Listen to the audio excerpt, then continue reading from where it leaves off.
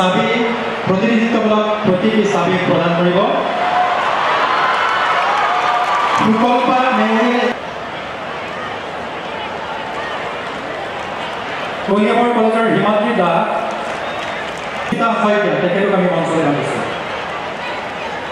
আজি নগাঁও জিলাৰ বহু হাজাৰ ছাত্ৰ ছাত্ৰীক আমি চাইকেল বিতৰণ কৰিলোঁ, স্কুটি দিলোঁ আৰু লগতে আনন্দৰাম বৰুৱা বঁটাৰ মাজেৰে 12,500 টকাকৈ তেওঁলোকৰ বেংক একাউণ্টলৈও পঠিয়ালোঁ। সমগ্ৰ ৰাজ্যখনত এই বিকাশৰ 12 দিনে 20 লাখতকৈও অধিক লোকক উপকৃত কৰিব আৰু প্ৰতিখন জিলাতে আমাৰ মন্ত্ৰীসকল গৈছে, ক'ৰবাত ময়ো গৈছোঁ আৰু আমি সকলোৱে লগ লাগি অসমৰ জনসাধাৰণৰ মাজত এটা উৎসাহ আৰু উদ্দীপনাৰ পৰিৱেশ এটা সৃষ্টি কৰিব খুজিছোঁ। নতুন বছৰটো যাতে সকলোৰে কাৰণে ভাল হয়, আমি এটা নতুন সংকল্পৰ পথেৰে আগুৱাই যাবলৈ প্ৰচেষ্টা কৰিছোঁ।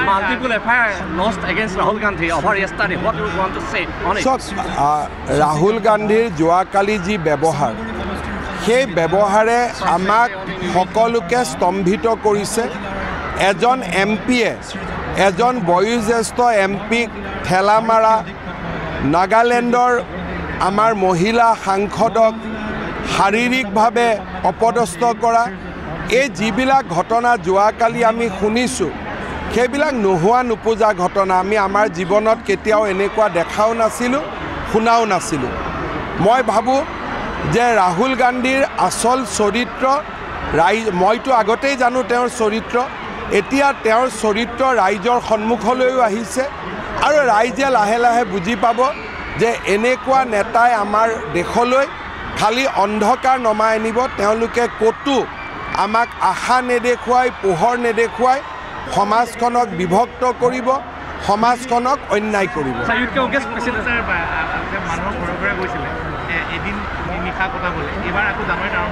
আমি এতিয়ালৈকে যিখিনি কৰি আছোঁ সেইখিনিয়ে কৈছোঁ, তাৰ পিছত দেখা যায়।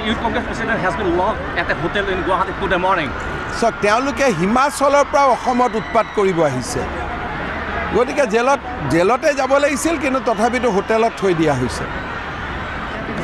বেলেগ ষ্টেটত হ'লেতো জেলত দি দিলেহেঁতেন, কিন্তু অসম মৰমীয়া ৰাজ্যৰ কাৰণে হোটেলতে ৰাখি থোৱা হৈছে। ভূপেন বৰাই হওক, ৰিপুণ বৰাই হওক বা কংগ্ৰেছৰ যোনেই নহওক কিয়, তেওঁলোকে যোৱা কেইদিনমানৰ পৰা গুৱাহাটীত এটা গুলীচালনা হোৱাটো বিচাৰি আছে। কংগ্ৰেছৰ 2-3জন নেতাৰ মাজত কোনে ডাঙৰ নেতা হ'ব তাৰ প্ৰতিযোগিতা চলিছে আৰু সেই প্ৰতিযোগিতাখনত গুৱাহাটীৰ মানুহক তেওঁলোকে পণবন্দী কৰি আছে। কাৰণ ফায়াৰিং কৰাৰ পিছত সেই ফায়াৰিংটোতো কংগ্ৰেছৰ গাতো পৰিব পাৰে, বিজেপিৰ গাতো পৰিব পাৰে। যোৱাকালিৰ পৰা তেওঁলোকে চেষ্টা চলাইছে, অমুকত যাম, অমুক ভাঙিম, গেট ভাঙিম, কি কাৰণে নাজানো। আমিও কংগ্ৰেছ কৰিছোঁ, কেতিয়াও পলিটিকেল পাৰ্টি আন্দোলনকাৰী নহয়। পলিটিকেল পাৰ্টিৰ আন্দোলন হয় ইলেকশ্যনৰ বাকচত, আৰু যি কৰিব খোজে মন্ত্ৰী বিধায়ক হৈ কৰে। ৰাজনীতি কৰা দল কেতিয়াও ছাত্ৰ সংগঠন হ'ব নোৱাৰে, যুৱ সংগঠন হ'ব নোৱাৰে। আন্দোলন কৰাটো পলিটিকেল পাৰ্টিজৰ কাম নহয়। তেওঁলোকে গুৱাহাটীত এটা গণ্ডগোল হোৱাটো বিচাৰিছে আৰু আমিও চাম যাতে তেওঁলোকে গণ্ডগোল কৰিব নোৱাৰে। তাত মোৰ ক'বলগীয়া একো নাই, এইটো তেওঁলোকে জানে। বেমাৰ আছিল নাছিল এইবিলাক বিষয়ে মই মন্তব্য দিব নোখোজোঁ।